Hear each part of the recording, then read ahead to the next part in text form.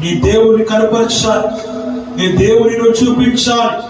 నీ దేవుని చూపించేటువంటి క్రమంలో ఎన్ని ఆటంకాలు, ఎన్ని అవరోధాలు, ఎన్ని ఆ అడ్డంకులు ఎదురైనప్పటికీ వాటన్నిటిని అధిగమించి దేవుని మందిరానికి నువ్వు వచ్చి నీ భక్తిని కనపరచాలి. నీ భక్తిని, నీ భయాన్ని నువ్వు చూపించాలి. నీ క్రైస్తవ విశ్వాస జీవితాన్ని నువ్వు చూపించాలి, లోకానికి చూపించాలి. లోకంలో పడిపోవడంగా లోకాన్ని జయించే ఆత్మీయ జీవితాన్ని కలిగి ఉండాలని దేవుని వాక్యము ద్వారా మనం ఇక్కడ హెచ్చరికలు మనం పొందుకుంటూ ఉన్నాం. ఆమేన్, ఆమేన్.